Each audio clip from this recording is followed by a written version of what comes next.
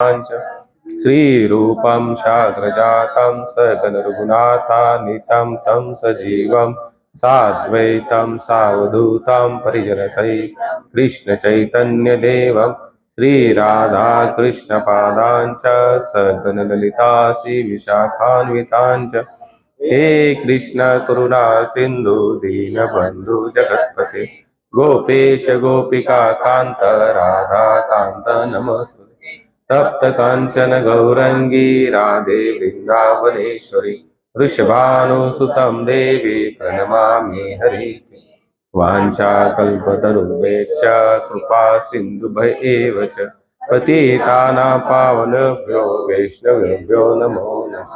जय श्री कृष्ण चैतन्य प्रभु नित्यानंद श्री अद्वैत गदाधर शिवासादि गौर भक्त वृंद हरे कृष्णा कृष्णा कृष्णा हरे हरे हरे राम राम राम हरे हरे हरे कृष्णा कृष्णा कृष्णा हरे हरे हरे राम राम राम हरे हरे हरे कृष्णा कृष्णा कृष्णा हरे हरे हरे राम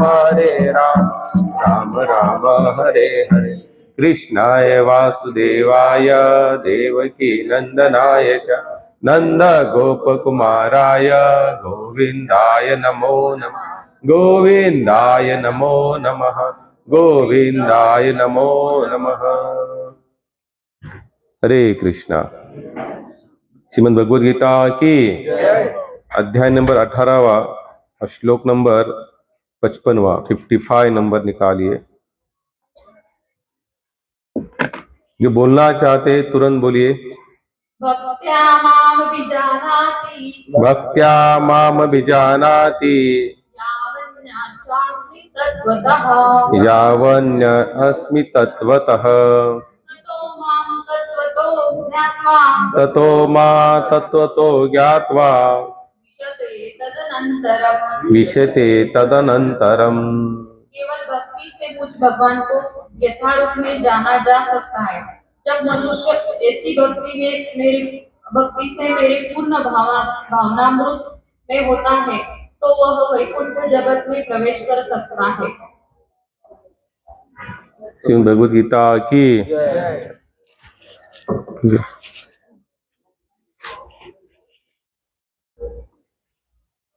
प्रभुपाद जाके लिखते हैं तात्पर्य में भगवान श्री कृष्ण तथा उनके स्वांश को न तो मनोधर्मों द्वारा जाना जा सकता है न ही अभक्तगण उसे समझ पाते हैं। यदि कोई व्यक्ति भगवान को समझना चाहता है तो उसे शुद्ध भक्त के पथ दर्शन में शुद्ध भक्ति ग्रहण करनी होती है, अन्यथा भगवान संबंधी सत्व ब्रैकेट में लिखते प्रभुपाद तत्व उससे सदा छिपा रहेगा। जैसे कि भगवत गीता में कहा जा चुका, नाहम प्रकाश सर्वस्व, मैं सबों के समक्ष प्रकाशित नहीं होता। केवल पांडित्य या मनोधर्म द्वारा ईश्वर को नहीं समझा जा सकता। कृष्ण को केवल वही समझ पाता है जो कृष्ण भावनामृत तथा भक्ति में तत्पर रहता है। इसमें विश्वविद्यालय की उपाधियां सहायक नहीं होती। जो व्यक्ति कृष्ण विज्ञान से पूर्णतः अवगत है वह वैकुंठ जगत या कृष्ण के धाम में प्रवेश कर सकता है। ब्रह्मभूत होने का अर्थ यह नहीं है कि वह अपने स्वरूप को खो बैठता है। भक्ति तो रहती ही है और जब तक भक्ति का अस्तित्व रहता है तब तक ईश्वर भक्त तथा भक्ति की विधि रहती है। ऐसे ज्ञान का नाश मुक्ति के बाद भी नहीं होता। मुक्ति का अर्थ है देहात्म बुद्धि से मुक्ति प्राप्त करता है। आध्यात्मिक जीवन में वैसे ही अंतर वह व्यक्तिगत स्वरूप में बना रहता है, लेकिन शुद्ध कृष्ण भावनामृत में ही विशते शब्द का अर्थ मुझ में प्रवेश करता है। भ्रमवश यह नहीं सोचना चाहिए कि यह शब्द अद्वैतवाद का पोषक है और मनुष्य निर्गुण ब्रह्म से एकाकार हो जाता है, ऐसा नहीं है।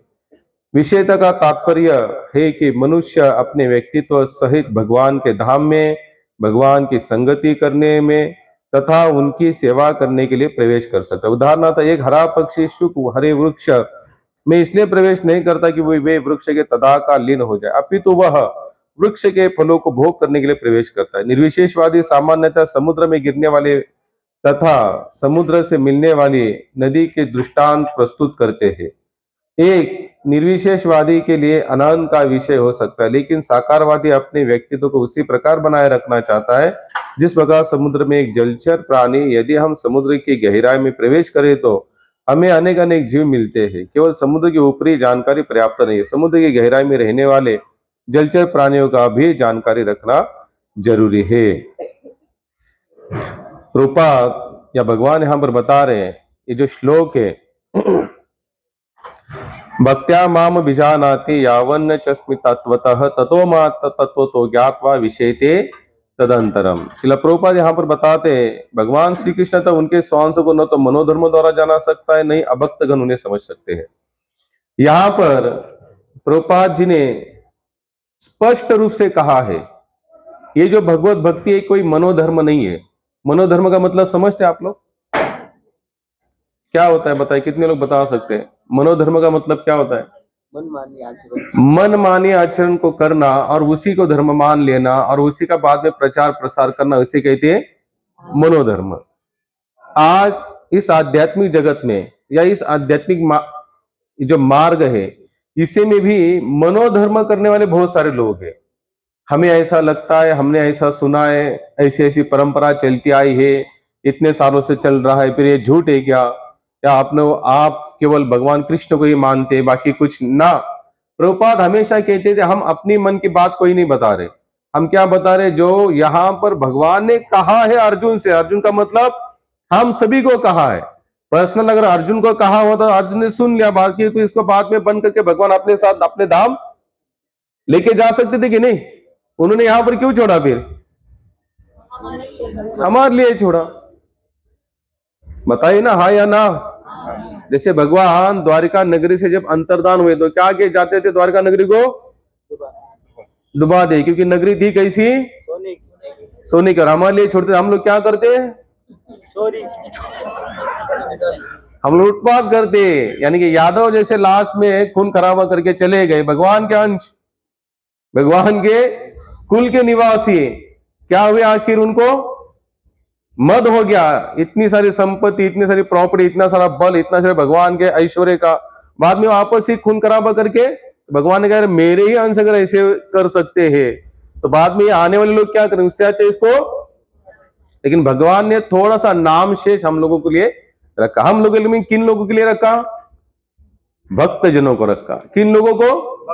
यहाँ पर प्रभुपाद जी स्पष्ट कहते हैं, अभक्त कभी भी भगवान को समझ नहीं सकते, भले वो हर कार्य करे, मंदिर में जाना कार्य करे, यहाँ करे, दान करे, धर्म करे, पुण्य करे, तीर्थ में जाए, लेकिन अगर उसका हृदय क्लीन नहीं है, अगर वो भक्तों का संग नहीं करता, तो समझ लेना हमारा तीर्थ जाना, हमारा धर्म करना, हमारा दान करना सब कुछ बेकार है। यहां पर प्रभुपाद आगे लिखते हैं कि उसे शुद्ध भक्त के पद दर्शन में शुद्ध भक्ति ग्रहण करनी होती है। प्रभुपाद ने स्पष्ट कहा है, शुद्ध भक्तों के माध्यम से ही हम इस भक्ति मार्ग में आगे बढ़ सकते हैं। हम चाहे कितना कुछ भी करें, लेकिन जब तक हम सत्संग नहीं करते, भक्तों के साथ में नहीं रहते, तब तक हमारा कुछ होने वाला नहीं है। मुझे बताइए, आप लोगों ने आज तक जितनी भी कथाएं सुनी या सत्संग में आने से पहले या जहां जहां भी आप लोग जहां पर भी गए, भागवत में, रामायण में, मुझे बताएं एक व्यक्ति ऐसे बता देना, एक भक्त ऐसे बता देना जिसे डायरेक्ट भगवान मिला हो। एक पात्र बताइए, कोई एक पात्र। बस वो मंदिर में चला गया, दर्शन किया, तुरंत भगवान ने उसको अपना लिया ना। एक भी पात्र आपको ढूंढ के भी नहीं मिलेगा। उसने क्या किया? सत्संग में लग गया। कहां लग गया?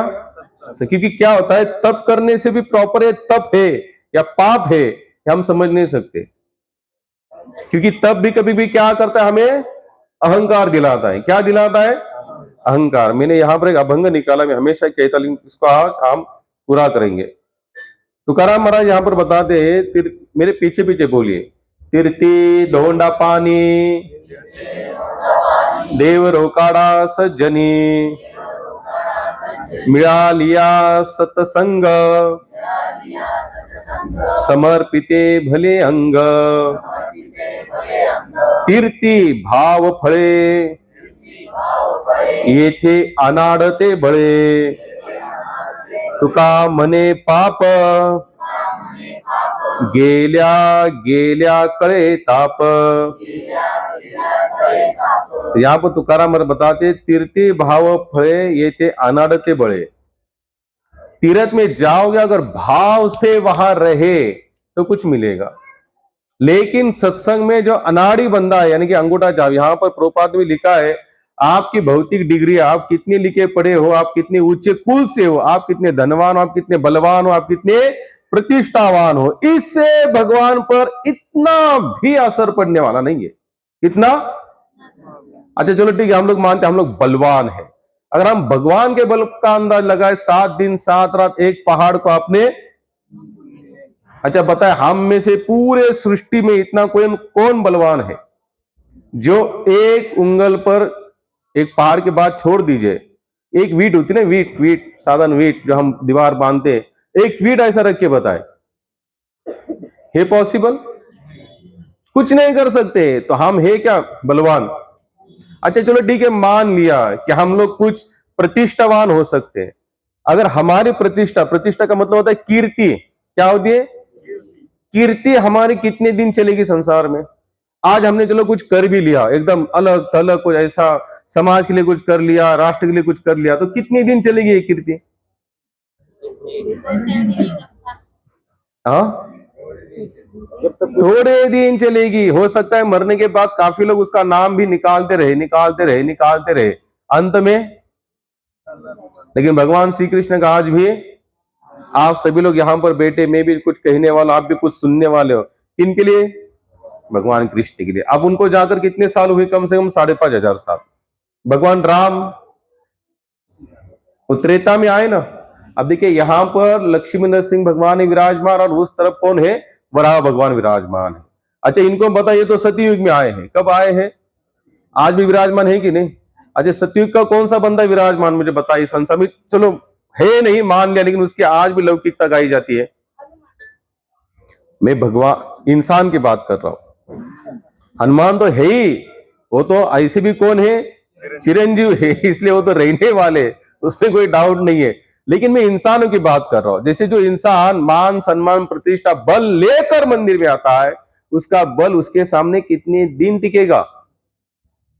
नहीं। लेकिन भगवान आज भी विराजमान है, और जो प्रामाणिकता से इस मार्ग में लोग चाहे कितना भी कहे कलयुग है, आज लोग आसानी से बात करते हैं, प्रभु आपको पता नहीं है, तो मान लिया कि कलयुग है। लेकिन इस कलयुग को भी भगवान ने वरदान दिया है कि तुम्हारे इस युग में ज्यादा तपस्या करने की जरूरत, थोड़े में, यानी कि एक चुटकी में आप यहां से इस कलयुग को पार कर सकते हैं। लेकिन उसके लिए थोड़ा सा आपका मनोबल दृढ़ होना चाहिए, समर्पण होना चाहिए, शरणागति होने चाहिए, भाव होना चाहिए, नहीं तो यहां पर कुछ मिलने वाला नहीं है। तो आज भी भगवान पहले भी ऊंचे थे, आज भी ऊंचे, और हमारे जाने के पश्चात भी। तो भगवान हमको क्या सिखा? भाई मेरे पास आते हो तो अपना देहाभिमान छोड़ कर आओ। क्या छोड़ कर आओ? देहाभिमान। देहाभिमान का मतलब क्या होता है? मैं ये हूं, मैं वो हूं, मैंने ये किया, मैंने वो किया।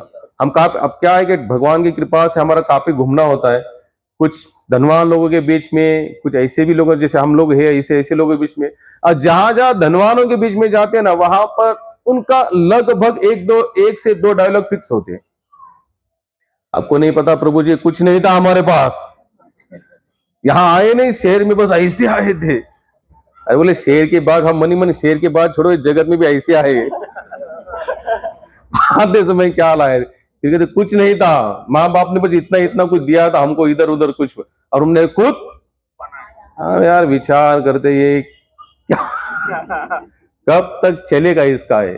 चलो मान लिया हम कुछ भोग कर भी लेते, तो उसके लिए क्या चाहिए? शरीर।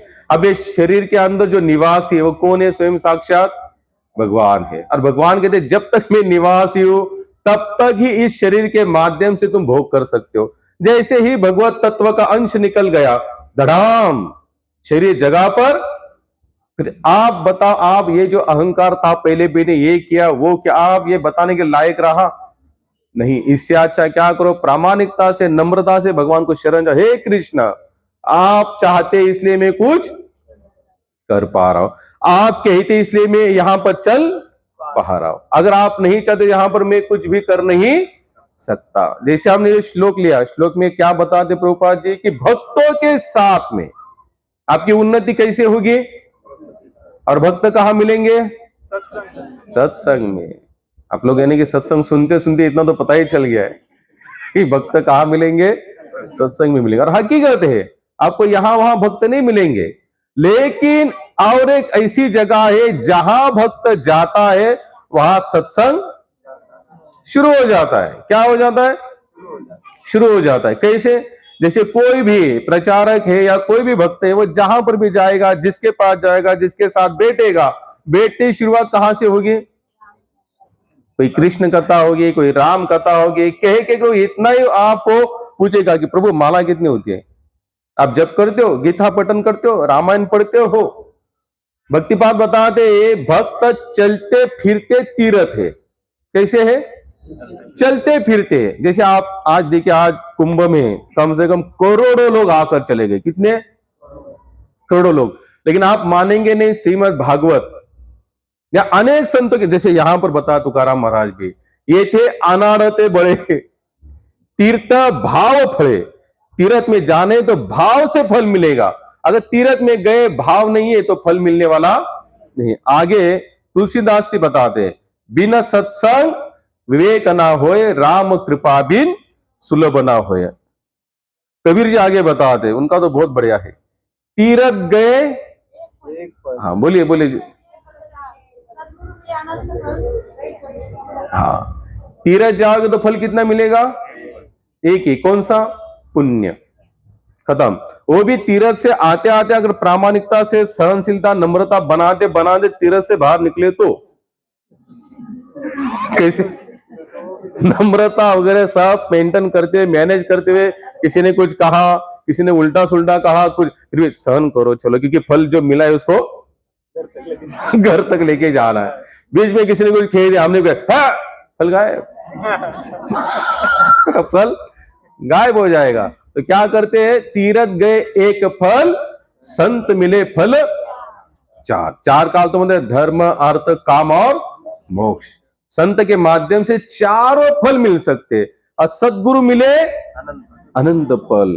कहते गए कबीर, ऐसे कौन कहते हैं, कबीर जी कहते हैं। कहने का प्रहलाद महाराज में वो श्लोक बहुत कल से ढूंढ रहा हो, भागवत में मिल नहीं रहा है। एक रमेश बाबा जी बहुत अच्छा, उन्होंने सत्संग हमने कल सुना प्रभु, वो बताते हैं द्वादश भागवत में से एक भागवत है हमारे प्रहलाद महाराज। प्रहलाद महाराज कहते हैं अगर आप तीर्थ जा रहे हो, कहां जा रहे हो, तीर्थ जा रहे हो, लेकिन तीर्थ जाने के बाद भाव से नहीं गए और गलती से भी कुछ पाप हो गया, तो तीर्थ जाने का कोई मतलब नहीं है। केवल नहाने के कारण अगर आप कहीं जाते हो तो समझ लेना वो उतना उच्च कोटि का भाव नहीं बनता। फिर जैसे आज हम लोग प्रयाग जाते हैं, कितने लोग, तो बोलो त्रिवेणी घाट पर ही हम लोग स्नान करेंगे। अच्छा चलो, जाना अच्छा है, जाना भी चाहिए। अगर हम लोग नहीं जाएंगे तो फिर जाएंगे को नहीं इसी जगहों पर, बाकी अदर कास्ट तो कोई जाने वाला है नहीं। कम से कम हम जाएंगे तो उतनी उसकी ऊर्जा तो बनी रहेगी। हालांकि हमारे जाने से ऊर्जा बढ़ती है, ऐसी भी वो ऑलरेडी वो स्थान ऊर्जावान है। कैसे है, ऊर्जावान है। हम चाहे जाए चाहे ना जाए, माता सरस्वती है तो है, गंगा मैया है तो है, यमुना मैया है तो है।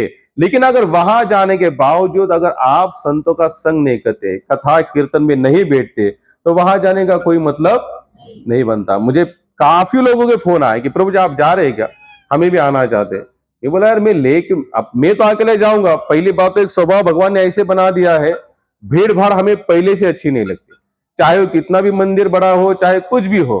क्योंकि भीड़ भाड़ में होता है आजकल, आप लोग जाते हैं भीड़ भाड़ में दर्शन करे, लाइन में लगते हैं ना, खड़े रहते हैं नहीं लाइन में, तो किसी ने समझ लिया आपको धक्का मारे, आपके सामने चार लोग बीच में लाइन में घुस गए, उसमें आप क्या करेंगे, क्या करेंगे, क्या बोलेंगे, बोलेंगे जान जान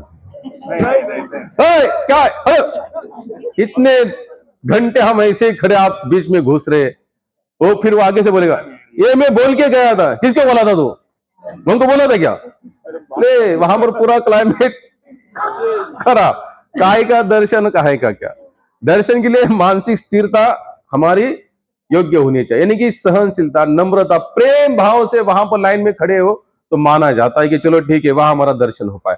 अब हम वो सेटअप लेके गए थे घर से, पूरा जाना है, दर्शन करना है, लाइन में रहे। कितने लोग तो वहां से आते और बाद में गए थे, क्या बताए प्रभु जी, इतना भीड़। एक ने मुझे ऐसा धक्का मारा, इतना नालायक था वो। कुछ बचा फल तो मानसिकता बची हमारी। लेकिन जैसे आप लोग यहाँ सत्संग में आते हैं, ठाकुर जी की कृपा है, भगवान कहीं ना कहीं तो मैनेज कर ही रहा है सत्संग। 2 साल हमने राधा कृष्ण मंदिर में किया, 2 साल सिद्धि विनायक में किया, अब बालाजी मंदिर में भगवान की कृपा से कैलाश अन्ना के मदद के कारण अब हमारा यहाँ पर सत्संग चल रहा है। यानी कि भगवान भी सोच रहे कि भैया आप सबको सत्संग आज चले, इसलिए भगवान अरेंजमेंट कर रहे हैं, ना मैं कर रहा ना कोई अन्य कर रहा है। कर कौन रहा है अरेंजमेंट? भगवान। क्योंकि भगवान जानता है कि इन लोगों को आप मेरे तक आने का कोई रास्ता चाहिए। मैं ये नहीं कह रहा हूं कि मैं कह रहा हूं मेरा ही रास्ता है। जहां पर कृष्ण कथा, राम कथा सुनाई दे, तुरंत वहां पर चिमटा गाड़ कर बैठ जाना चाहिए। जैसे अखाड़े वाले क्या करते हैं, ए चिमटा गाड़ दिया, खत्म, चाहे सरकार आए चाहे कोई भी, चिमटा गड़ गया, बस आइए जगह आप हमारे। वैसे सत्संगी क्या करता है, अपना हरिनाम का चिमटा गाड़ देता है, बैठो भाई। यहां पर क्या सुनने को मिल रहा है? कृष्ण कथा, राम कथा मिल रही है। प्रहलाद जी बताते, अगर आप तीर्थ में जा रहे हो, कथा सत्संग संत का संग नहीं कर रहे हो, आपका जाने का कोई भी मतलब नहीं बनता। जैसे अभी हम लोग गए वृंदावन, जैसे हमारे कुछ प्रभु जी थे, सबकी इच्छा क्या थी कि सुबह सुबह हम प्रेमानंद महाराज जी का दर्शन करें। मैं कहता हूं अगर आप सत्संग अगर वहां आते, जितने भी लोग सुबह 4 बजे उठे, 3 बजे उठे, 6 बजे उठे, जिन्होंने ज्यादा से ज्यादा नाम भजन किया, नाम कीर्तन किया, उन्हीं की वृंदावन यात्रा, उन्हीं की वृंदावन। जिन्होंने साधन नहीं किया, जिन्होंने भाव भक्ति से भगवान का नाम ले ही लिया, तो उनका आना जाना सब बस यहां से उठाया शरीर को और वहां जाके पटका, और वहां से उठाया शरीर को यहां आकर पटका। इससे ज्यादा हमारे भाग्य में कुछ जमा नहीं है। प्रहलाद जी कहते हैं अगर सचमुच भगवान को पाना है तो एक ही मार्ग बनता है, कौन सा? सत्संग, सत्संग और सत्संग। सत्संग के बिना आपको यहां पर कुछ भी नहीं मिलेगा। सत्संग का मतलब होता है सर्कल, आज की भाषा में group, WhatsApp group, Facebook group, broadcast group, वैसे ये सत्संग ग्रुप। अब हमने भी बहुत सारे ग्रुप बनाए हैं, कम से कम 2500 करोड़ लोगों को रोज मैसेज जाता है। तो क्या बना, लोग कितने सामने से गए थे कि प्रभु जी आज कुछ मैसेज नहीं आया, इसका मतलब हमारा ग्रुप बनाना सफल है। क्या है? कोई तो इसको ध्यान से पढ़ रहा है, कोई ना कोई इसको ध्यान से सुन रहा है, और सुनने के बाद वो कुछ ना कुछ आनंद को प्राप्त कर रहा है, तो समझ लेना हमारा ग्रुप बनाना सफल है। अब इसका भी लोगों ने क्या किया है, दुरुपयोग शुरू किया। इसलिए पता है आपको, व्हाट्सएप जब आया ना, तो कम से कम 256 लोगों को मैसेज भेज सकते थे एक साथ। कितने? आप लोगों को पता है कि नहीं? बोले हाँ ना, कुछ तो बोलिए। हाँ पता है, 256 लोग। आज क्यों? सरकार ने देखा यार ये लोग क्या करते, उल्टे सुल्टे बहुत सारे मैसेज, धनाधन कैंसल, 5 का ही दे दो इनको, क्या करो 5 का। आज कितने भेजते हमने? ज्यादा ज्यादा 5 लोगों। यानी कि हर एक चीज को आप भगवत सेवा में लगा सकते हो, लेकिन वो भगवत सेवा में मानसिकता बनाने के लिए भी क्या चाहिए हमें? सत्संग। जो तीर्थ होते ना, तीर्थ हमारे पाप काटता है, लेकिन कौन सा? देह से किया हुआ। कौन सा? तीर्थ में देहिक पाप करते। कौन से पाप करते? देहिक पाप करते, लेकिन मानसिक पाप नहीं कटते। मानसिक पाप नहीं कटते। मानसिक पाप कहां पर कटेंगे आपके? सत्संग में। जैसे आप लोग यहां पर बैठे हो, मन, बुद्धि, इंद्रिया, आंखें, कान कहां लगा के बैठे हो? भगवान के नाम कीर्तन पर, भगवान की कथा पर। कहां पर? तो यहां पर आपके जो मानसिक पाप, जो मानस पाप जिसे कहते हैं, वो भी क्या हो रहे? धीरे धीरे कटते जा रहे हैं। लेकिन देहिक पाप कटना है तो केवल कहां चले जाइए आप? तीर्थ पे। लेकिन तीर्थ, जैसे कबीर कहते, तीर्थ गए एक पल, संत मिले सदगुरु मिले आनंद, यानी उसकी कोई कल्पना भी नहीं गिनी जाती। लेकिन ये कब संभव है? कबीर जी ने लाइन से बताया, एकदम सीरियल वाइज बताया। पहला तीर्थ 1 फल, सत्संग 4 फल, संत मिले, सदगुरु मिले अनेक फल। यानी कि उन्होंने सीरियल बताया, अगर तीर्थ में जाते हो तो सत्संग करो, और सत्संग के माध्यम से आपको कहीं ना कहीं समर्पण का भाव होगा, वहां पर समर्पण हो जाए। लेकिन समर्पण भी कैसे होना चाहिए? ऐसा डामाडोल वाला कैसे होना चाहिए? दृढ़। दृढ़ का मतलब होता है एक बार हमने समर्पण स्वीकार किया, आप चाहे मरना भी पड़े तो भी चलेगा। लेकिन मरने के लिए तैयार कौन है? यहां खोना कोई नहीं कुछ चाहता महाराज, यहां खोना हम लोग कुछ चाहते हैं क्या? किसी ने कहा सत्संग में आने के बाद आपको नींद को त्यागना पड़ेगा, कैंसल। किसी ने कहा आप अगर आप सत्संग में जाते हो, वहां बता दिया जाता है आपको 4 नियम का पालन करो, चाय छोड़ दो, कैंसल। बीड़ी छोड़ दो, कैंसल। नहीं होगा, हमसे ये होने वाला नहीं है। तो फिर हमारा सत्संग में जाने का मतलब क्या है? तो उसका फल भी कैसे अधूरा अधूरा मिलेगा, मिलेगा लेकिन कितना मिलेगा? अधूरा, क्षणिक मिलेगा। यानी कि चलो यहां बैठे तब तो बहुत अच्छा अच्छा अच्छा, और यहां से बाहर जाते जैसे कि तैसे। सब कुछ आधारित है आपके डिजायर पावर पर। स्वामी भक्तिपाद जी हमेशा कहते हैं अगर आपकी डिजायर पावर है कुछ पाने की तो आपको यहां पर बहुत कुछ मिलेगा। बताइए, भगवान ने यहां पर, अगर आप लोगों भी ध्यान से भगवत गीता को पढ़ा होगा, तो भगवान श्री कृष्ण कहीं पर भी ये नहीं कहते कि यही लोग मुझे पा सकते, ये नहीं पा सकते, सब मुझे पा सकते। लेकिन उसमें से अगर कोई इस मार्ग से चलते, इस नेम लेके चलते, तो मेरे तक 100% आएंगे। जो कुछ आते, कुछ दिन रहते और बाद में चले जाते, वो कौन होते हैं? जो नेम के अधीन नहीं होते, जो नेम के अधीन नहीं होते। अब नेम कब बनता है? जब प्रेम निर्माण होता है। कब? प्रेम। अब प्रेम कब बनता है? जब सत्संग, प्रेम, उसके बाद में नेम पे कंटिन्यू करते हैं हम लोग। लेकिन सत्संग में भी कैसे आना पड़ता है? यहां पर कुछ पाने के हिसाब से, जो पाया है तो उसको स्वीकार कर आप कंटिन्यू इसी के अनुसार मैं अपना जीवन यापन करूंगा। लेकिन हम लोग सत्संग करते जरूर, लेकिन नियमों का कितना पालन करते हैं? आज हमें कम से कम नासिक शहर में लगभग मेरे हिसाब से 6-7 साल में हम लोग कंटिन्यू सत्संग करते हैं। इसमें से भगवान नाम की माला नित्य नेम से जपने वाले अपवाद लोग होंगे। कितने? अपवाद लोग। हमें लगता है कि भगवान बस सत्संग में आकर बैठना है, बैठे, अच्छी बात है, ये बहुत सरल और एकदम व्यवस्थित मार्ग है सत्संग, भक्ति मार्ग। लेकिन अगर आप जब तक नहीं चाहते कि मुझे यहां से कुछ पाना है, मुझे कुछ पाना है, मुझे कुछ पाना है, तब तो आप कुछ पाने वाले नहीं है। ये बात आपके माइंड में आप क्या करो, सेट करके चलो। श्रवण, कीर्तन, विष्णु स्मरण। प्रहलाद महाराज नवदा भक्ति के प्रकार में सबसे इंपॉर्टेंट भक्ति कौन सी बताई उन्होंने? पहली श्रवण। श्रवण का मतलब होता है सुनना, और सुनने के बाद क्या करना? यहां से सुनना, यहां से नहीं, तो कहां जाना चाहिए? वो अंदर, हृदय तक जाना चाहिए। कहां जाना चाहिए? हृदय तक। नहीं तो नीड़ों पर आएगा। उन्होंने नरहरि सोनार जी हमेशा कहते, मैं हमेशा कहते, नळी फुंकले सोनारे, इकडून तिकडून गेले वारे। उसी तरह हमारा सत्संग भी क्या हो रहा है? यहां से सुन रहा है और यहां से जा रहा है। ऐसे नहीं होना चाहिए। सत्संग कहां जाना चाहिए? हृदय तक जाए। इससे क्या होगा? श्रवण आदि शुद्ध चित्त करीले उदय। श्रवण से आपका चित्त कैसे होगा? शुद्ध। करीले उदय, उदय का मतलब होता है प्रकट होना। तो यहां पर क्या होगा? कृष्ण प्रेम आपके वहां पर क्या होगा? प्रकट होगा। भगवत भावनामृत प्रेम यहां पर। लेकिन कब? श्रवण आदि शुद्ध चित्ते। जब आप श्रवण करोगे तब आपका हृदय शुद्ध होगा। अब जब हृदय शुद्ध होता है तो यहां पर भगवान का प्रेम की जो फीलिंगनेस है ना, ये पाने के लिए थोड़ा भी समय नहीं जाता। एक राजा ने एक बार क्या किया, 3 ऐसी मूर्तियां बनाई। कितनी? 3, दिखने में एक समान, एक ही धातु की, एक ही वजन की। लेकिन राजा ने कहा कि इसमें से एक मूर्ति 10,000 की, दूसरी भी 10,000 की, तीसरी 1 लाख रुपए की है। क्या कहा?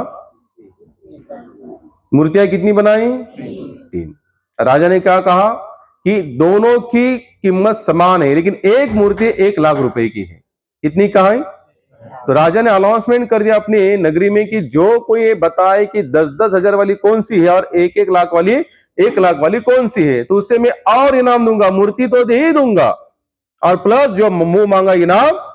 अब सब लोग आते आते देखते, ऊपर नीचे इधर उधर सब समान, कोई उठाकर देखता तीनों का, ये तो वजन में भी समान। सब देखते आते, हाथ पे सब चेक कर लेते, लेकिन कोई अंतर नजर नहीं आता। तो सब प्रजाजन आए, देखे, जानकारी कर कर चले गए। राजा बोले मेरे नगरी में इतना कोई बुद्धिमान है ही नहीं जो समझ पाए कि मैंने 3 मूर्तियां, जब मैं अनाउंसमेंट कर रहा हूं एक मूर्ति 1 लाख रुपए की है, 2 10 हजार की, तो कुछ तो फॉल्ट, कुछ तो फर्क होगा कि नहीं। इसमें दिखने में सब कुछ समान दिख रहे। जैसे आजकल पेपर में आते, देखो 2 फोटो आते ऊपर नीचे, नीचे लिखा होता है फर्क, यानी कि इसमें से दोनों में डिफरेंट पना जो भी है इसमें ढूंढो। तो दिखने में शुरुआत में देखते क्या दिखता है, हमें सब थोड़ा ध्यान से देखते, अच्छा ये इधर है, इधर, हाँ 1, इसका पैर 2, इसके गले में माला, इसके गले में माला 3। तो राजा सब आए चेक के चले, कोई आया ही नहीं। राजा बोलता कोई बुद्धिमान है ही नहीं मेरी नगरी में। उतने में एक आया, बोले राजन मैं बताता हूं। बोले 10 हजार वाली कौन सी, वाली 1 लाख रुपए वाली कौन सी। तो उसने क्या किया, एक डोरी ले ली। क्या ली, एक डोरी। और डोरी लेके क्या कि एक कान में डाल दी जो मूर्ति बनाई थी, और दूसरी तरफ से वो बाहर निकले। वो कहते राजा ये 10 हजार के बराबर। ये यहां से सुनती, यहां से दोनों कान तो है इसके अच्छे है, यहां से निकाल दिया 10 हजार। दूसरी के कान में डाल दिया, मुंह में से बाहर आई। बोले राजा ये भी 10 हजार। राजा बोले ये भी बराबर है। बाद में उसने क्या कि जो डोरी डाल दी, तो तीसरी मूर्ति के अंदर वो अंदर ही अंदर चलती, पूरी गुंडी उसकी खत्म हो गई, लेकिन वो कहीं से निकलने का नाम। वो कहते हैं राजा ये 1 लाख रुपए की। राजा बोला बराबर। क्या कहा, बराबर। तो राजा ने कहा लेकिन तुम्हें कैसे पता। तो बोला मैं सत्संग में जाता था, मैं सत्संग में जाता था, और मैंने ये सत्संग में सुना था कि कुछ लोग क्या होते हैं, सुन लेते छोड़ देते। यानी कि हमने सुना, वो बोलने की भी यानी कि डेयरिंग नहीं करते, जो सुना है वो जहां कर बाहर जाकर बोले।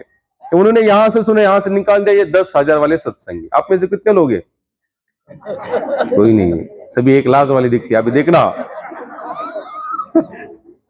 एक के कान में डाल दिया तो मुंह से निकला। यानी कि हम लोग सुनते जरूर है और बताते भी है। हमने ये सुना कल उन्होंने कहा चाय नहीं पीने का, एक कटिंग लगा रहे।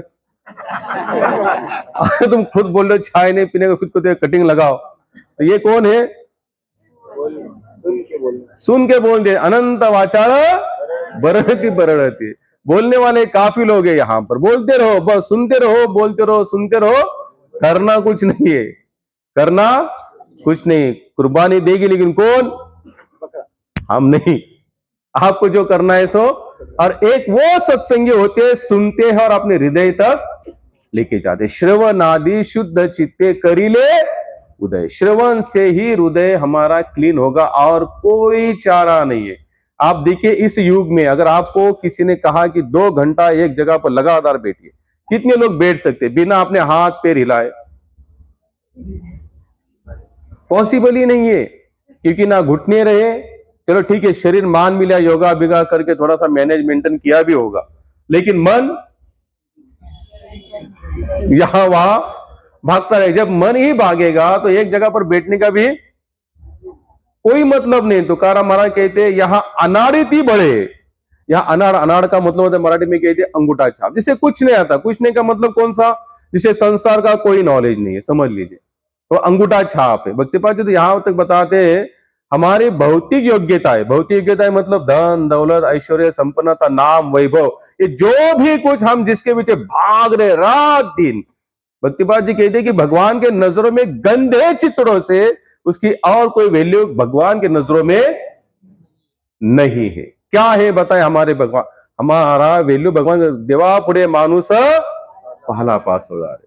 जैसे हम लोग सुबह कीर्तन करके आ रहे थे यहीं टर्निंग पर, अभी देखिए बहुत सारे पेड़ों के पत्ते जीर्ण होते जा रहे, नीचे गिर रहे, तो हम लोग बिंदास वहां पर पैर रखते रखते रखते आ रहे। किसी को दुख हुआ, अरे यार पत्ते गिरे, कैसे पैर रखे, दबनादन लेके चलते आ रहे। उसी तरह से हमारा भगवान के नजरों में हमारी वैल्यू उसी तरह से देवा पुढे मानुस पाला पास हो, हमारी इससे ज्यादा कोई वैल्यू है नहीं। लेकिन यहां पर बता दे गंदे चित्रों से भगवान के कुछ भी, लेकिन आप अंगूठा छाप है, कुछ नहीं है, किसी में रुपया नहीं पड़ा, कि कुछ जेब में पैसा नहीं, लेकिन अगर भाव प्रेमी है आप, क्या है भाव प्रेमी, अगर आप भगवान के प्रति समर्पण हो तो आपकी वैल्यू भगवान की नजरों में कई गुना ज्यादा है। भक्तिपाद जी अगर बता देते, बोले एक बार जीसस क्राइस्ट ऐसे बैठे थे, फॉरेनर थे महाराज, इसलिए उनका प्लस धर्म के ऊपर उन्होंने क्या की थी, पीएचडी की थी। यानी कि हर धर्म के जितने भी महात्मा लोग हैं उन सब के ऊपर उन्होंने अभ्यास किया था। तो उन्होंने कहा एक बार जीसस का जैसे बैठे थे अपने शिष्यगणों के साथ, तो उतने में एक बहुत रईस व्यक्ति आया और उसने एक बड़ी ब्रीफकेस एक बड़ी सुटकेस पैसे से भरी थी, आकर जीसस क्राइस्ट के सामने रख दी। बोले इसमें बहुत सारा धन है, आपको जो जहां लगाना है आप लगा दीजिए। बाद में एक माता आई, उस माता ने क्या किया, अपना जितना बटवा था बटवा निकाल कर सामने रख दिया। दोनों भी आए, थोड़ी चर्चा, दोनों वहां से निकल गए थे। जीसस क्राइस्ट अपने शिष्यों के गए थे कि बताइए आज का सबसे बड़ा धन किसने दिया? हम क्या कहेंगे? जिसने बड़ा धन दिया उसी को कहेंगे ना भाई दिया करके, बोलिए। हाँ, तो सबने उस पर वही कहा कि जो बड़ा इंसान आया था शर्ट कोट पैंट में बड़ी सी गाड़ी लेकर, उसने जो बड़ा जो बैग रखा है भर कर, बोले उसने दिया। जीसस बोले बिल्कुल नहीं, उसने वो जब से ज्यादा धन है। बोले किसने दिया? बोले जो बूढ़ी औरत आई थी ना, जो फटे कपड़े वस्त्र पहनी हुई थी, गर्व थी, नम्र थी, सहनशील थी, तो उसने जो बटवा निकाल के रख दिया, बोले वो सबसे बड़ा धन है। बोले ये कैसे होता है? ये कंपेरिजन नहीं हो सकता। बोले ये बड़ा भरा हुआ बैग और छोटा सा बटवा कैसे आप कह सकते हैं? तो जीसस क्राइस्ट कहते हैं वो इतना धनवान है, उसके पास जितना धन है उसमें से उतने किंचित मात्र यहां पर दिया है। कितना? किंचित मात्र, यानी कि समझे उसके पास 10 करोड़ है, उसमें से उसने 5 लाख यहां लाकर डाल दिए। और फिर आप ये कैसे कहते हो माता का सबसे बड़ा धन है? बोले उस माता के पास जितना था ना उतना लगा दिया उसने। क्या किया? जितना था उतना भगवत सेवा में लगा दिया, इसलिए वो माता का धन श्रेष्ठ है, सबसे बड़ा कहा है। क्यों? भगवान क्या चाहते हैं? पूर्ण रूपेण समर्पण। कैसे? पूरी तरह से समर्पण। अगर यहां पर आप थोड़ा सा इधर उधर हो जाते हैं ना, कृष्ण कहते अब तक इस पर इसका मेरे पर पूरा भरोसा नहीं है। और भगवान क्या चाहते हैं? आपको पूरा भरोसा कहते मेरे पे डाल दे अर्जुन, तू छोड़ अभी सब तर्क कुतर्क जो भी तुमने लगा है। इसलिए भगवान अंत में क्या कहते हैं? सर्व धर्म परित्याग माम एकम शरणम व्रज अहम तम सर्व पाप्य मोक्ष इष्यामि मा सुचर। क्या कहते हैं अर्जुन? तुमने जो मन गढ़ित मन के कल्पना के अनुसार जो भी धर्म तुमने बनाया उस सभी धर्मों का हम लोग ये प्रचार ऐसे करते हैं कि कृष्ण कहते हैं सभी धर्मों का त्याग करो। उन धर्मों का नहीं कहते भगवान। आप जिस धर्म को मान रहे बचपन से उसी को आप मानिए, आपको बदलने की जरूरत। हमने जो अपने मन के विकारों के अनुसार इस भगवत भक्ति के समर्पण के लायक जो अपने ही मन से बनाए हुए जो विचार है उसी को कहते भगवान अर्जुन को, या आप इन सबको तू त्याग दे। अब केवल क्या करो? माम एकम। अगर आप गीता को ध्यान से पढ़ेंगे भगवान से माम एकम, हम लोग तुरंत माम एकम, माम एकम नहीं, माम एकम। एकम का मतलब एक, बस। तुम्हें और कहीं पर शरण जाने की जरूरत नहीं है। लेकिन हम माम एकम को कहां स्वीकार करते? हम सब दुनियादारी को लेकर चलना चाहते। मीराबाई का जो भजन है मेरे तो आगे की लाइन हम लोग पहले को तो फॉलो जरूर करते, मेरे तो, लेकिन दूसरे सब कुछ है भाई। दूसरों ना कोई ये हमसे होने वाला, लेकिन हो भी सकता है। कितने लोग इस मार्ग पर उतरने के लिए तैयार है, इस सूत्र पर, दूसरों ना कोई करके। कितने लोग चाहते हैं कि हम केवल भगवान को ही माने, किसी अन्य को नहीं। लेकिन उसके लिए करना क्या पड़ेगा? हाथ ऊपर इतना ही करना पड़ेगा। हाथ ऊपर करो, खत्म। बोला है प्रभु जी, बोलते हैं हाथ ऊपर ऊपर, नीचे नीचे, आधा आधा। इससे नहीं होगा, करना पड़ेगा। यहाँ क्या होगा? समर्पण करना पड़ेगा। जब तक समर्पण नहीं करेंगे कुछ मिलने वाला। अरे समर्पण का भाव कहां से निर्माण होता है? सत्संग के माध्यम से। कहां से होता है?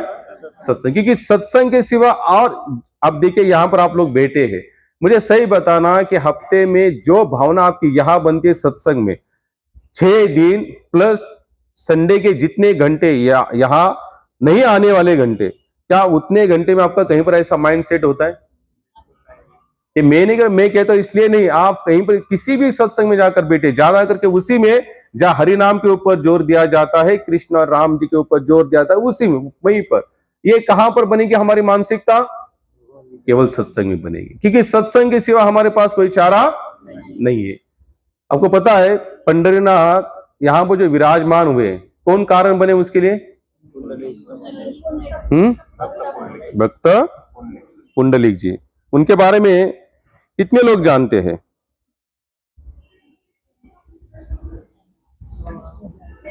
पुंडलिक भगवान कैसे, किस लिए आए थे भगवान वहां पर, और पुंडलिक जी में इतना चेंजेस कैसे आया? नहीं, लेकिन वो आई वडिलांची सेवा करत होता। हाँ, ये बहुत अच्छा आपने कहा, मुझे अच्छा हुआ। हम लोग जब लोगों को कहते, जैसे ये ऐसे बच्चे कुछ होते जो फुल टाइम बनते, जैसे इसकी इच्छा है मैं ब्रह्मचारी बनूंगा आजीवन, अगर ये बनेगा तो फिर इसके माँ बाप हमारे बोले आपने तो हमारे पुत्र को पूरा बिगाड़ दिया, आपने तो पूरा उसको, हम तो सोचते थे इसको छोटा सा साधारण कोई अच्छा इंसान बनाओ, आपने तो पूरा इसको पूरा का पूरा अच्छा बना दिया।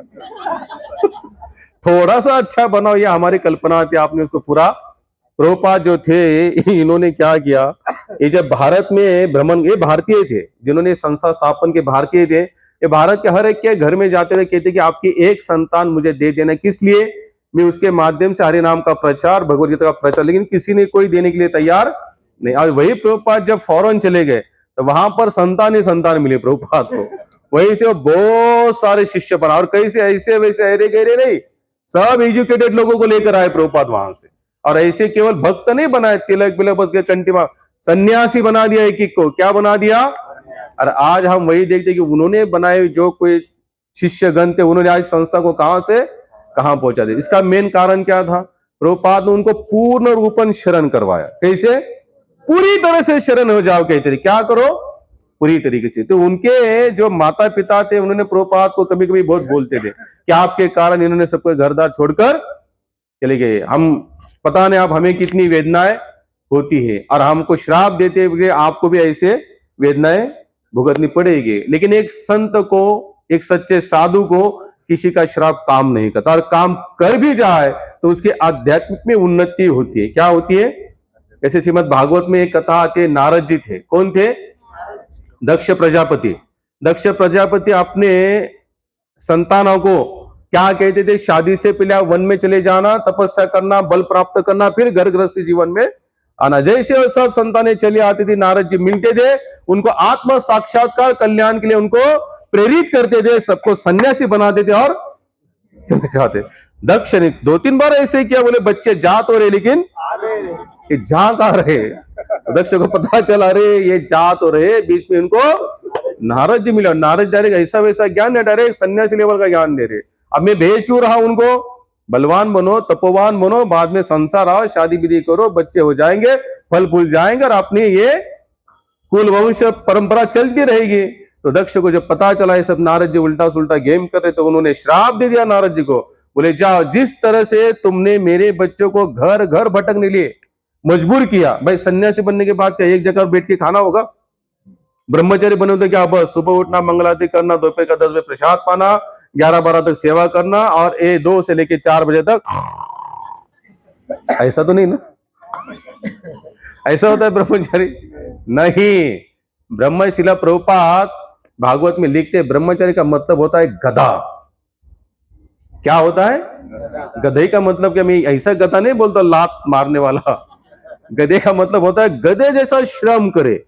क्यों, क्योंकि एक एज में 40-45 साल आपकी इंद्रिया कैसी होती है, एकदम ताकतवान होती, बलवान होती। प्रभुपाद कहते थे इतना श्रम करो, इतना श्रम करो, शरीर की इतनी मेहनत करो कि रात में जैसे आप बेड पर बैठो, बैठते बैठते आपकी नींद लगे। इंद्रियों को मौका ही मत दो कि वो किस भोग के लिए बनी है।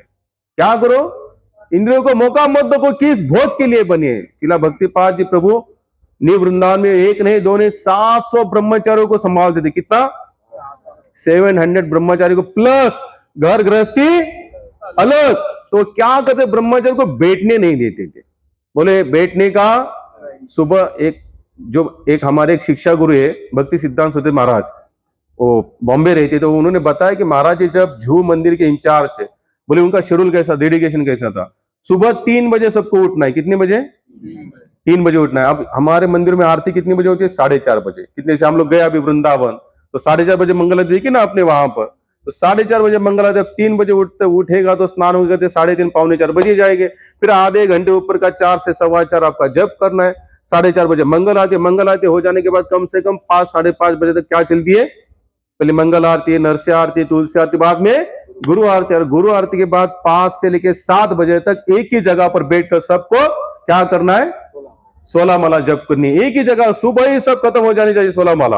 अब 16 माला खत्म होती है, श्रृंगार आरती, 7-8 बजे श्रृंगार, श्रृंगार जैसे खत्म हो जाती है, बाद में प्रसाद। वो उनका शेड्यूल बता रहे थे। जैसे प्रसाद पाते थे, बोले मुझे भक्तिपाद जी क्या करते थे, बंबई से पुणे भेजते थे बाय रोड कार लेकर भगवत गीता का वितरण करने के लिए। क्या करने के लिए? अब समझो बंदा वो कम से कम 11 बजे निकलेंगे तो कब तक पहुंचेंगे? वो उस जमाने की बात करें जब हाईवे नहीं था, तो बोले कम से कम 4.5-5 घंटा मुझे जाते थे। अगर 11 बजे भी निकले तो पहुंचते पहुंचते 3 पकड़ लीजिए, 4 बजे। बोले 4 से लेके बहुत बहुत 6-6:30 बजे तक, यानी कि 1.5 से 2 ही घंटा मुझे क्या करते थे, हम वहां पर बुक वितरण, फिर वहां से निकलते थे 7-7:30 बजे, आते आते मंदिर में 10-10:30, फिर जो शाम का प्रसाद पाएंगे, प्रसाद पाते पाते 11-11:30, फिर अगर 12 बजे सोते तो उठना कितने बजे है? 3 बजे। इसे क्या कहते? इस तरीके से जो तपस्या करता है, कलयुग में यही तपस्या बताई। आप एक जगह पेड़ के नीचे जाकर बैठेंगे ना, ऐसे पेड़ में ओम करके खत्म हो जाएगा। आप बैठो, आप कंटिन्यू अपने इस पूरे मूवमेंट को क्या करो, इस भगवत सेवा में लगा दीजिए। इंद्रियों को समय ही मत देना कि मेरी आंखें बनी, आंखें भी सोचे कि मुझे किस लिए बनाया, बस यही, बस भगवान का दर्शन करना है। तो धीरे धीरे इनको भी आदत लग जाएगी। सकळ पडिले इंद्रिया पडिले, बोला घोडेकर प्रभु, माताजी कुठे आहे तिथे? इंद्रिया पडिले सकळ पडिले। इंद्रियों को ऐसी आदत लगनी चाहिए, आंख सुबह उठते उसको बस यही होना चाहिए कि बस मैं पहले भगवान का दर्शन करूं। हमारे इसमें बहुत सारे साधु संत क्या करते हैं, फ्लाइट में भगवत गीता रामायण लेके सोते, सुबह उठते पहले उनको देखेंगे। अच्छा चलो अब हमारी शुरुआत। तो इस तरह से जब आपका डेडिकेशन बनेगा ना, तब समझ लेना है कि हम इस मार्ग पर चल रहे, अन्यथा कुछ होने वाला नहीं है। कौन सी कथा में था मैं, कहां पर था? उसके बाद में कहीं पर था क्या? नारद जी को श्राप मिला। श्राप, उन्होंने कौन सा श्राप दे दिया? तुम भी भटकोगे। तो नारद जी कहते कि ये श्राप भी मेरा कल्याण ही करने वाला है। तो काफी लोगों ने कहा कि देखो यहां पर थोड़ा अनबैलेंस होता है ना, एक गृहस्थी एक ब्रह्मचारी को श्राप दे, डाइजेस्ट होने वाला नहीं है। हाँ, ब्रह्मचारी श्राप दे तो फिर बात अलग है, लेकिन गृहस्थी का श्राप नारद जी को जैसे कैसे लग सकता है? लेकिन नारद जी को उसी श्राप में भी उनको कल्याण, सकारात्मकता देखी। क्यों? तो नारद जी कहते आप मैं बहुत सारी जगह पर जा सकता हूं, क्योंकि श्राप ही क्या मिला है, एक जगह पर नहीं रुकने का। जब जहां जहां जाऊंगा वहां पर क्या करूंगा, हरि नाम का प्रचार करूंगा, प्रसार करूंगा। हम देखते हैं श्रीमद् भागवत को, आप कभी ध्यान से देखेंगे, हमारे जितने भी पुराण है, 17 पुराण 18 पुराण जितने भी है, तो उसमें सबसे ज्यादा प्रचारक बनाने वाले कौन है? नारद जी। नारद जी जहां मिलते, जिसे मिलते, तुरंत वो प्रचारक बनता। प्रहलाद जी को मिले, गर्भ से प्रचार करते आए, श्रीमद् नारायण नारायण हरि हरि। ध्रुव महाराज को मिले, वो तो जा रहे थे, नारद जी ने डराया थोड़ा सा, जंगल है, शेर भालू चीता। ध्रुव जी ने कहा आपको समझाने तो सही, कुछ अच्छा समझाने तो आप। नारद बोले कोई बात नहीं, तुम दृढ़ हो, तुम्हारे मन में डर है नहीं। बोले लो ओम नमो भगवते, इसका भजन करो, अपना कल्याण करो। लेकिन कुछ नारद जी ऐसे लोगों को मिले जिनको प्रचार किया था लेकिन फायदा नहीं हुआ, जैसे कंस, हिरण्याक्ष, हिरण्यकशिपु, बहुत सारे राक्षसों को भी नारद जी ने प्रचार किया लेकिन कुछ फर्क नहीं पड़ा। जैसे हम लोग भी प्रचार करते लेकिन काफी लोगों को फर्क, और कौन है फिर?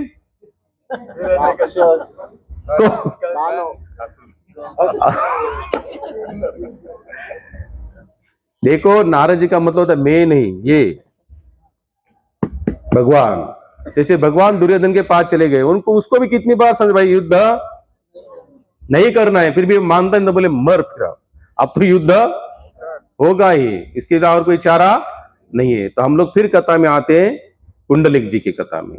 तो पुंडलिक जी के कारण विठलनाथ जी कहा है पंढरपुर। अब लोग, काफी लोग कहते थे, माता जी ने कहा आई वडलां की सेवा। अब यहाँ ध्यान से सुनना, जैसे मैं फिर वही टॉपिक पर, तो ब्रह्मचारी कोई बना दूं, माता पिता डांटते, तो बोले वो माँ बाप नहीं है। तुकाराम महाराज स्पष्ट बताते हैं, जो माता पिता अपने बच्चों को भगवत भक्ति के लिए अग्रसर, यानी कि फोर्स नहीं करते, पुश नहीं करते, वो कौन है? माँ सर्पिन है। सर्पिन का मतलब सांप, और पिता कौन है? बोका। जैसे बोका क्या करता है, अपने बच्चों को खा लेता है, और जो सर्पिन होती है जैसे वो जन्म देती है, उसके पेट में आग पड़ती है, अपने ही बच्चों को खा लेती है। बोले ये दोनों की क्वालिटी ऐसी है। अब कौन से माता पिता की सेवा की, ये भी ध्यान से सुनना आप लोग। उन्होंने ऐसे माता पिता की सेवा की जो ऑलरेडी भगवत भक्त थे। उनका नाम है जनुदेव। क्या नाम है?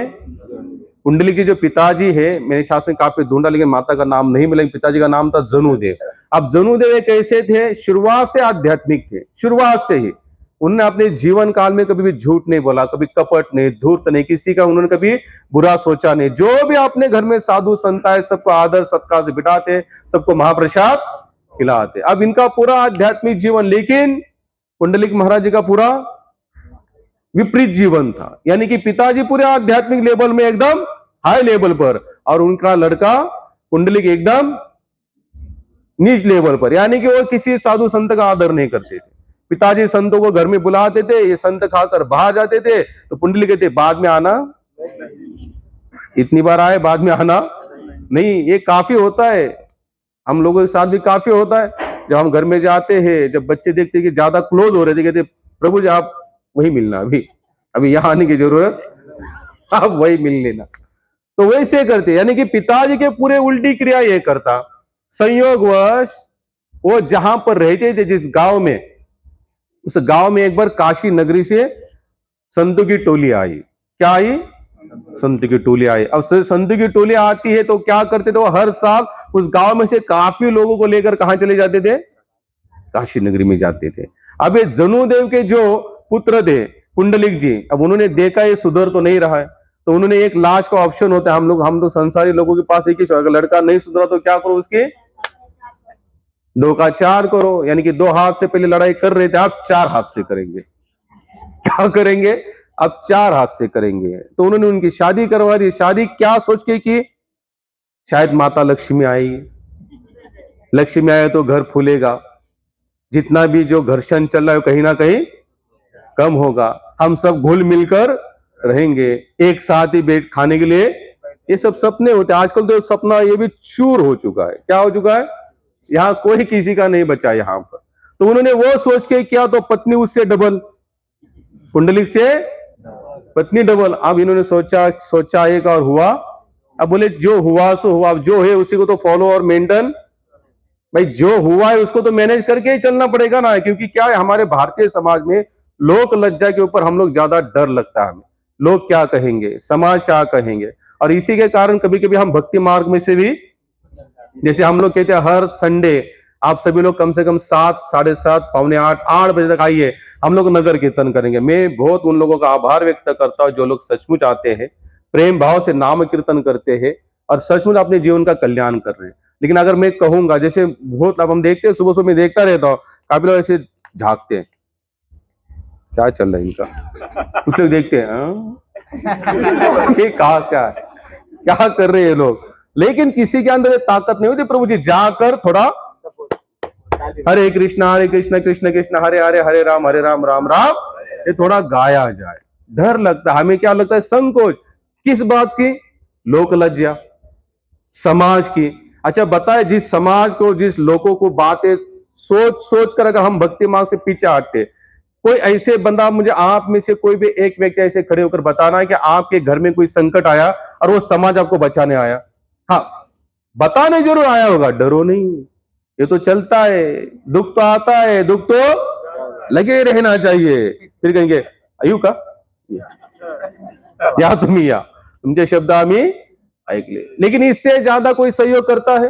कोई लोक लज्जा, जिस लोक लज्जा के बारे में हम सोचो, कभी आते हैं बोले नहीं प्रभु जी आपका 10 लाख नुकसान हुआ, ये ले लो मेरे से 5 लाख रुपए। बिल्कुल नहीं, उल्टा आपके सामने रोएंगे, पीछे जाके हंसेंगे। बुद्धि नहीं है इसको। पहले हमने बता दिया था ऐसा मत करो, इसने भोगो अभी। क्या बोलेंगे? अब ऐसे लोक लज्जा और ऐसे समाज के बारे में सोचकर भगवत भक्ति में 2 कदम पीछे क्यों हटना है? हमें उल्टा आगे चलना है।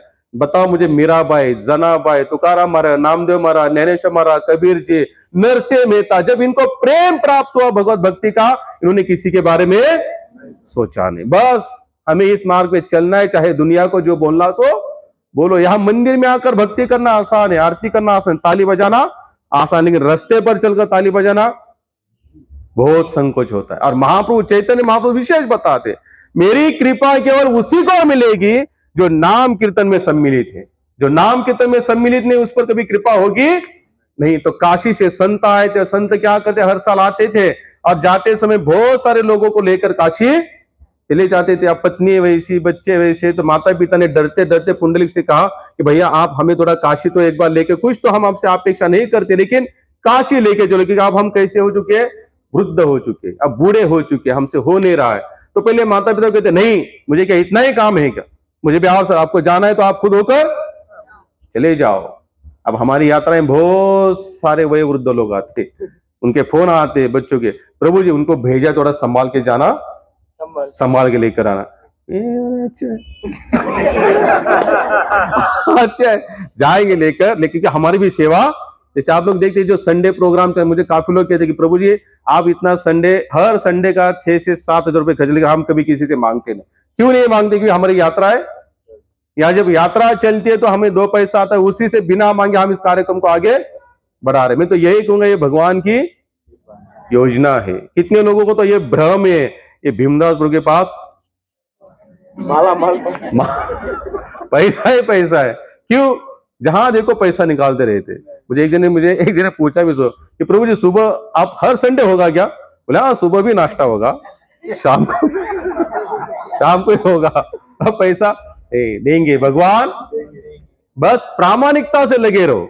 स्वामी भक्तिपाद जी ने नीव वृंदावन की स्थापना की, प्रभु जी करोड़ों अरबों खरबों रुपए लगाए, और उनके हाथ में जो धन रेशा, आप कितने लोग जानते धन की रेशा?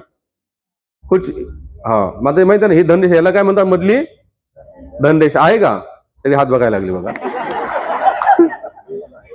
जब जब करा म्हणतो तर माला हर संडे कहता हूं माला लेके आओ, कोई नहीं ला रहा है, लेकिन धन रेशा हाँ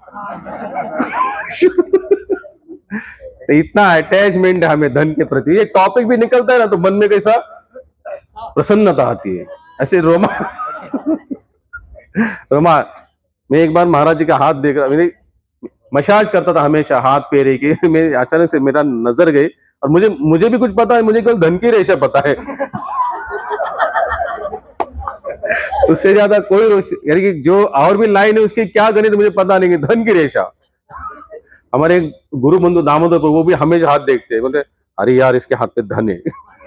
तो उसने मैंने पूछा भाई धन की रेशा कौन सी? बोले बीच में से जो जा रही ना। मैंने महाराज जी को एक और एक बेटे प्रभु जी को मैंने पूछा कि इनको बताया कि इनके हाथ में धन की रेशा तो एक नाम मात्र रेशा नहीं थी प्रभु, नाम मात्र, यानी कि रेशा का नाम हो निशान भी नहीं था। हमने पूछा कि महाराज आपके हाथ में तो धन की रेशा, तो आपने इतना बड़ा नीव वृंदावन सोने का बनाया कैसे? उन्होंने स्पष्ट कहा कि मेरे पास कृष्ण रूपी धन विराजमान है। कौन सा धन? कृष्ण का नाम ही सबसे बड़ा धन है। तो पुंडलिक जी ने कहा कि मैं आपको लेके नहीं जाऊंगा। तो तब तक शाम को पत्नी कहती है अपने गांव से कितने लोग जा रहे हैं, तो मुझे भी लेके, हाँ तुम्हें तो मैं जरूर लेके जाऊंगा। तो पत्नी ने कहा तो फिर बोले कि हाँ। अब लोग लज्जा के कारण सोचा अगर मैं पत्नी को लेके जाओ, बच्चों को लेके जाओ, माता पिता को ना लेके जाओ तो लोग क्या कहेंगे। उससे अच्छा नहीं चाहते हुए, मन को मारते हुए पुंडलिक जी कहते कि माता पिता आप भी चलो। अब ये चलने लगे। पहले तो भाई गाड़ी घोड़ा इतनी थे नहीं, तो चलते चलते चलने लगे। अब चलते चलते चलने लगे, चलते चलते चलते एक जगह पर पत्नी ने कहा कि मेरे पैर बहुत दुख रहे हैं। अब माता पिता वृद्ध है, दुखने तो चाहे किनके, माता पिता है, लेकिन माता पिता ने कहा नहीं। मेरा माइंड ये कहता है कि जब इसका स्वभाव जब पता था तो माता पिता क्यों कहेंगे इसे, ये जानते कि इसको बोलकर भी कोई मतलब है नहीं, ये दगड़ है और दगड़ ही रहेगा बोले। लेकिन पत्नी भी जानती थी ये तो मेरा बैल है। क्या है? पति नहीं, बैल है, बैल है। जब मैं बैल को कहूंगी कि मेरे पैर दुख रहे तो बैल मुझे जरूर गाड़ी पर बैलगाड़ी। तो पत्नी ने कहा कि प्रभु पैर, कोई बात नहीं बेटो, तैयार, पालकी तैयार है। तो पत्नी को कंधे पर बिठाया प्रभु जी। कथा तो बहुत लंबी चौड़ी है, समय हमेशा बढ़ते ही जाता है। मैं बस सारांश से बताना चाहता हूं कि भक्ति क्या होती है, संतों का संग क्या होता है। तो उसने अपने पत्नी को कंधे पर उठाया। अब पत्नी को कंधे तो बोझा तो बढ़ ही गया, तो बेचारा थोड़ा सा धीरे धीरे चलने लगा। माता पिता तो पीछे पीछे चल ही रहे। तो यात्रा जी तो काशी जाने वाले काफी आगे निकल गई, तो ये बहुत पीछे रह गए। अब पीछे इन्होंने दूर से देखा कि तो यात्रा दिख नहीं रही, काफी लोग आगे निकल चुके, बोले आप कहाँ जाए। तो उतने में उनको एक आश्रम दिखा, कुंडली जो आश्रम दिखा, और आश्रम के महात्मा का नाम था कुक्कुट स्वामी। हाँ, क्या है? कुक्कुट स्वामी। कुक्कुट स्वामी के आश्रम में बोले कि आज की रात हम लोग यही बिताएंगे। तो पुंडली जी ने जाकर कहते हम एक रात रह सकते, बोले हम यात्रा में चल लेते, हमारा पूरा काफिला आगे चला गया है, हम लोग थोड़ा गलती से पीछे रह गए। बोले हाँ रहो, बोले कोई बात नहीं, रह सकते हो। अब उनके आश्रम में वो रहने लगे। अब वहां रहे तो आश्रम में तो 2 टाइम प्रसाद, आप चाहे भक्त हो चाहे भक्त ना हो, आपको ये जरूर कहता हर आश्रम में आए हो तो 2 टाइम का प्रसाद जरूर पाना। तो उन्होंने प्रसाद पाया, रात को सभी सो गए। सोने के बाद रात को अचानक के आश्रम के बाहर आंगन में ऐसे कोई झाड़ू मार रहा है, कोई पानी डाल रहा है, कोई कुछ ना कुछ सेवा करते नजर आ रहा है, यानी कि सुनाई दिया। तो पुंडलिक जी उठकर बाहर चले आते तो देखते 3 नारियां है। कौन? 3 नारियां है। तो 3 नारियां क्या कर रही? दिखने में बहुत सुंदर है, कोमल है, उनका बहुत अच्छा वर्णन किया हुआ है, लेकिन एकदम नम्रता से सेवा कर रही है। तो उस रात को तो कुंडली जी को पूछने की हिम्मत नहीं हुई कि कैसे पूछे कौन है। तो कोई बात नहीं, लेकिन एक मन में जिज्ञासा जरूर हुई कि आश्रम में, क्योंकि हम जब आए तब तो कोई नहीं दिख रहा था स्वामी जी के सिवा, अब तो ये रात को अचानक से माता कहां से आए। और वो अंदर चले गए। अंदर जाने के बाद सुबह उठकर देखते तो सब आश्रम साफ सफाई है, लेकिन उनको वो 3 माताएं नहीं दिख रही है। अब दूसरे दिन को इनको जाना चाहिए, लेकिन उस दिन भी कुंडली जी का मन कहता है कि नहीं, आज के रात भी हम यहाँ रुकेंगे। कल कौन नारी आई थी, मैं जरूर उनको आज एक बार पूछूंगा कि आप कौन हो करके, कि कल तो मेरी ताकत नहीं हुई। शाम का प्रसाद पाए, प्रसाद पाने के बाद सब सो गए, और बस मध्याह्न रात्रि के समय वो फिर 3 नारियां आई। नारियां आने के बाद वो साफ सफाई कर रही है। तो साफ सफाई हो जाने के बाद पुंडलिक जी ने जैसे जैसे होकर उनके पास गए और कहा कि आप कौन हो। बोले दिन भर तो आप यहाँ पर नजर नहीं आते, और रात जाते हो भी मध्याह्न के यानी 12 बजे के बाद आया यहाँ पर आप, वो भी आते तो क्या करते हैं, सब आश्रम की सेवा करते, आप हो कौन। तो तीनों की तीनों नारियां कहती, बोले एक कहती मैं गंगा, मैं यमुना और मैं सरस्वती। बोले आप यहां पर क्या कर रही है। बोले कि पूरे दिन लोग हमारे अंदर नहाते हैं, नदियों में हम लोग नहाते हैं, हम लोग क्या होते, पाप धुल जाते हैं। बोले अब ये पापों को हमको कहीं ना कहीं पर निकालना पड़ेगा, हमको फिर से क्लीन होना पड़ेगा। तो हम लोग क्या करते, इस महात्मा के यहां पर आते हैं और अदृश्य रूप में पहले सत्संग करते हैं। क्या करते, पहले सत्संग करते। बिना सत्संग की सेवा भी फलित नहीं होती। क्यों? सत्संग के माध्यम से सेवा करते हुए जो अहंकार आता है वो नष्ट हो। अब आप बिना सत्संग के डायरेक्ट आप सेवा करके देखना, अरे यार मैं कुछ कम हूं क्या, इतने दिन से झाड़ू मारो, मैं अकेला ही क्यों मारू, इसे भी तो मारना चाहिए। अब देखो मैं बता तो आप, हमारे यहां पर जो शाम को जो भंडारा हो जाता है तो गिने चुने 5-6 लोग ही यहां पर सेवा करते हैं। अगर कोई लोग आगे नहीं आ रहे सेवा करने, इसका मतलब क्या है कि अब तक उनका सत्संग नहीं। मैं बताता हूं आपको, जितनी हीनता वाली सेवा, हालांकि सेवा हीनता वाली होती नहीं, लेकिन हम लोगों ने माइंड सेट करके रखा है ना। जैसे अगर हम कहे कि किसी को कि देखो वो चप्पल वहां पर गिरे, आप चप्पल स्टैंड के वहां पर खड़े रहो और आने वाले के हर एक के चप्पल उठा के स्टैंड में रखो, और बाद में मैं कहूं एक काम करो, आज के आरती के लिए कौन आएगा, सब लोग क्या कहेंगे, लेकिन चप्पल स्टैंड के लिए पीछे हटो यार, ये क्या बोल रहे प्रभु जी, आज चप्पल की सेवा करो।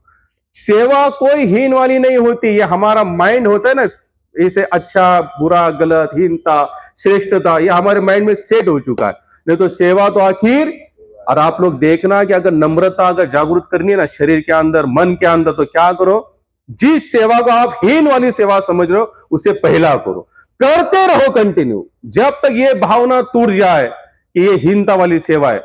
ये भाव जब तक नहीं आता, नहीं ये तो दिव्य सेवा है, इसे भी करने के लिए मेरा ये सौभाग्य कि मुझे सेवा प्राप्त हुई। भगवान श्री कृष्ण जब वहां पर एक जगह भंडारा हुआ, पांडवों ने भंडारा रखा, तो वहां पर उन्होंने कौन सी सेवा उठाई, पत्ते उठाने की सेवा उठाई। बोले क्यों, बोले ये सब का मेवा मुझे कहां मिलेगा, इसी सेवा में मिलेगा। लेकिन भगवान स्वयं आदर्श होने के बाद भी हम ऐसी वैसी सेवा नहीं, आरती के लिए सब आगे, आरती के लिए सब आगे, लेकिन अगर कोई कहेंगे यहाँ झाड़ू मारो ये करो, नहीं होने का, नहीं हो। आपको अगर जिनको कितने लोगों को लगता है कि आध्यात्मिक मार्ग हम लोग भी आगे आगे बढ़े,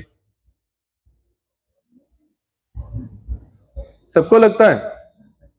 तो आप लोग क्या करना, हमेशा में हमारे हर सेंटर में क्या होता है, हम लोग ग्रुप बनाते, आज थोड़ा ऐसे समय लेंगे, ग्रुप बनाते, कैसे 5 लोग इस संडे में बर्तन घिसेंगे, 5 लोग इस संडे में बर्तन घिसेंगे, 5 लोग उसके अगले संडे में बर्तन घिसेंगे, तो कितने लोग बर्तन घिसने वाली सेवा लेंगे? अरे वाह, तो अभी तो 5-5 लोगों का ग्रुप बनाना पड़ेगा। वो तो पहला हम 250-250 लोगों को बना दे, अभी तो 5-5 लोगों को। पहला संडे 5। अच्छी बात है। तो क्या करना, खुद होकर सामने आना कि प्रभु जी इस संडे तो आप ही लोग ढूंढ लेना कि कितने 5 लोग मिलजुल कर यहाँ पर। इससे क्या होगा, भगवान के प्रति भक्ति में आगे बढ़ने की जो नम्रता है ना, फ्री में मिल जाएगी। क्या मिल जाएगी? फ्री में। इसके लिए आपको अलग से कुछ करने की जरूरत नहीं है। तो पुंडलिक जी उनको पूछा, तो पहले आते तो क्या करते हैं, अदृश्य रूप में सत्संग करते हैं कुक्कुट स्वामी के वहां पर। और सत्संग में क्या होता है, हरि कथा, हरि चर्चा। और सत्संग करने के बाद हम लोग क्या करते हैं, सेवा। और सेवा के माध्यम से क्या होता है, जो दिन भर जमा किया हुआ पाप है यहां पर छूट जाता है, निकल जाता है। कहां? स्वामी जी के आश्रम में, यानी कि भगवान के मंदिर में। कहीं पर भी जाइए, आज आप जाएंगे कि वृंदावन, हम लोग गए लेकिन उतना समय, 5-6 दिन की यात्रा थी। कितने सारे ऐसे महात्मा लोग हैं जो सवनी सेवा का मतलब होता है झाड़ू लेते हैं, और जो परिक्रमा लोग करते हैं ना वृंदावन की, गोवर्धन की, तो पूरा रास्ता साफ करते रहते दिन भर 24 घंटा, और कोई सेवा नहीं करते। क्यों? क्योंकि वो जानते कि स्वयं साक्षात गोवर्धन है, और आने वाले कोई साधारण इंसान ये भी जरूर दिव्य भगवत भक्त है, इसलिए तो ये यहां पर आए हैं। कितना बड़ा भाव है उनका। हमारा ये, लेकिन ये बन सकता है अगर गंगा यमुना सरस्वती अगर महात्मा के आश्रम में आकर सेवा करती। क्यों? बोले जमा के पाप यहाँ पर धुल जाते, और सुबह उठकर हम फिर चले जाते, फिर लोग आते, फिर वहां पर पाप धोते, और फिर यहाँ पर चले आते हैं। तो वहां पर पुंडलिक जी कहते, बोले इस महात्मा में ऐसा क्या है? अभी ध्यान से सुनना, माता जी आएगा तुमच्या प्रश्नाचं उत्तर। क्या पूछा उन्होंने? पुंडलिक ने कहा कि इस महात्मा में ऐसा क्या है, आपने इसमें इनमें ऐसा क्या देखा? तो कहते कि इस महात्मा ने अपने माता पिता की मरते दम तक सेवा की। कैसे? मरते दम तक। अब मैं फिर बता रहा हूं, उनके माता पिता कौन थे? भगवत भक्त थे। कैसे थे? उन्होंने भी आप जैसे, अगर वो उस महात्मा उस लेवल पर पहुंचे तो साजिक, यानी कि नॉर्मल है कि उनके माता पिता भी उस लेवल के भगवत भक्त होंगे, इसलिए उन्होंने उनकी सेवा की, और उस सेवा के कारण ये इतने बड़े ऊंचे पद पर पहुंचे। बस पुंडलिक जी की वहीं पर आंखें खुल गई। बोले नहीं, आज से मैं भी मेरी माता पिता की ऐसी सेवा करूंगा। ये लोग हमेशा एग्जाम्पल हमें भी देते हैं कि आप माता पिता को छोड़कर काफी बच्चे आपके साथ रहते ब्रह्मचर्य में, तो आपको नहीं लगता। फिर वो एग्जाम्पल क्या देते? पुंडलिक जी का। इनका देते? लेकिन पुंडलिक जी के माता पिता देखो कितने श्रेष्ठ थे। एक क्षण के लिए उन्होंने कभी भगवत भक्ति को त्यागा, एक क्षण के लिए वो कभी भी भगवत भावना से विलग। तो ऐसी माता पिता की जरूर सेवा करनी। लेकिन जिन माता पिता के साथ अगर भगवत भक्ति उन्नति नहीं हो पा रही है, तो कैसे माता पिता, मैं नहीं कह रहा हूं, ये शास्त्र कहते हैं हमें सेवा जरूर करनी चाहिए। तो तब से क्या करे उन्होंने, पुंडलिक जी ने ठान लिया है कि मैं आज से मेरी माता पिता की सेवा करूंगा। आगे की कथा तो हम सभी लोग जानते ही है। फिर वैसे करते करते पंढरपुर आए, भगवान आए माता रुक्मिणी को उठाने के लिए। जाते जाते सोचते कि भाई यहाँ मेरा एक भक्त बैठा हुआ है, तो क्यों ना इसको दर्शन देते देते जाओ। दर्शन देने आए, माता पिता की सेवा कर रहे। भगवान ने कहा मैं आया हूं, मेरा थोड़ा सा स्वागत करो। वो कहते थोड़ा रुकना, माता पिता सेवा। बोले कितनी देर रुको, मेरे पैर थक चुके। तो वीट फेंकी, बोले यहीं पर खड़े हो जाना। भगवान तो अति प्रसन्न हो गया इसी सेवा से, माता पिता की नहीं, भगवत भक्ति की सेवा से। माता पिता तो है ही, उसमें कोई डाउट नहीं है, लेकिन प्लस होने पे सुहागा। अगर भगवत भक्त हो तो और ऊंची कक्ष वाले हो गए। तो भगवान कहते तुम मेरे भक्तों की सेवा करो, तुम पर बहुत प्रसन्न। बोलो क्या चाहते हो? बोले यहां आए तो यहां ही रहो। अब क्या करो? अब यहां आए हो तो यहां ही रहो, अब यहां से जाओ नहीं। तब से हमारे पंडितनाथ जी वहीं पर बैठे। अब बताइए, मैंने जितनी भी कथा बताई उसका सारांश क्या था? भक्तों का साथ, संतों का संग। तीर्थ भले हम जाए, लेकिन अगर संतों का संग नहीं हो तो किसी काम का नहीं। जैसे हम लोग यहाँ पर सत्संग करते हैं, शायद मेरे हिसाब से आज तो बाहर है, अंदर आरती होती है 7 बजे। आप लोग सत्संग जरूर, आप कथा सुनने जरूर आते, बहुत अच्छा है, लेकिन उसके साथ साथ नाम सुनने के लिए भी आया करो, भगवान का नाम। जैसे हम लोग 7 बजे कंप्लीट नाम कीर्तन शुरू करते हैं, 7 से लेके कंप्लीट 8 बजे तक नाम कीर्तन करते हैं।